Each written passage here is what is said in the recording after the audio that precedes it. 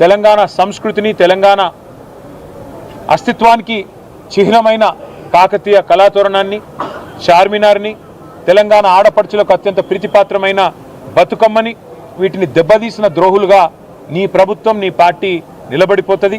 అదే కోవలో అదే వరుసలో సికింద్రాబాద్ అస్తిత్వాన్ని కూడా మీరు ఏదైతే దెబ్బతీసే ప్రయత్నం చేస్తున్నారో ఇది మీకు మంచిది కాదు. ఒకటి మాత్రం పక్కా, ఇవాళ మీరు ఈ ర్యాలీని ఏదో భగ్నం చేసి మా వాళ్ళని కొంతమందిని అరెస్ట్ చేసి మీరేదో సాధించినాము అని చెప్పి మీరు పైశాచికానందం పొందొచ్చు, కానీ ఇది తాత్కాలికం మాత్రమే.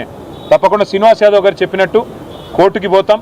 ప్రజాక్షేత్రంలో ప్రజల తరపున న్యాయబద్ధంగా నిరసన చెప్పే హక్కు మనకు రాజ్యాంగం ప్రసాదించిన హక్కు, డాక్టర్ బాబాసాహెబ్ అంబేద్కర్ మనకిచ్చిన హక్కు. అట్లాంటి హక్కును ఈ జనవరి మాసంలో ఏ జనవరి 26న అయితే మనం రిపబ్లిక్ డేగా జరుపుకుంటామో, మరి రిపబ్లిక్ డేకి 10 రోజుల ముందు మరి రాహుల్ గాంధీ గారు పెద్ద పోజులు కొడతా ఉంటాడు కాన్స్టిట్యూషన్ పట్టుకొని, ఇగో మేము కాన్స్టిట్యూషన్ సంరక్షకులము రాజ్యాంగ రక్షకులం అని చెప్తాడు. ఇదేనా మీరు రక్షించే పద్ధతి? ఒక శాంతి ర్యాలీని భగ్నం చేసి ప్రజలకు నిరసన చెప్పే హక్కు లేకుండా చేసి ఎక్కడి వాళ్ళని అక్కడ అరెస్టు చేసి ఇదా మీరు చేసే రాజ్యాంగ రక్షణ నేను అడుగుతా ఉన్నా. అందుకే శ్రీనివాస్ యాదవ్ గారు చెప్పినట్టుగా కోర్టుకి పోతాం, ప్రజలను కూడా జాగరూకులు చేస్తాం.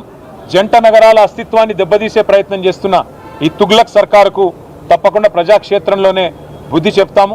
అట్లాగే నాకైతే సంపూర్ణమైన విశ్వాసం ఉంది, తప్పకుండా మళ్ళీ కేసీఆర్ గారి నాయకత్వంలో మా పార్టీ తిరిగి ప్రజల దీవెనలతో తప్పకుండా ప్రజల ఆశీర్వాదంతో అధికారంలోకి వస్తుంది. గతంలో మేము రాజశేఖర రెడ్డి గారి ప్రభుత్వం ఎంసీహెచ్ను జిహెచ్ఎంసీ చేస్తే మేమేం వ్యతిరేకించలేదు. ఎందుకంటే హైదరాబాద్ అస్తిత్వాన్ని ఆయన ముట్టుకోలేదు. కానీ ఇవాళ ఈ ముఖ్యమంత్రి హైదరాబాద్ అస్తిత్వాన్ని దెబ్బతీసి జంట నగరాలను జంట నగరాలుగా కాకుండా ఏదో 4th సిటీ అంట, ఫ్యూచర్ సిటీ అంట. ఫ్యూచరే లేని ముఖ్యమంత్రి ఫ్యూచర్ సిటీ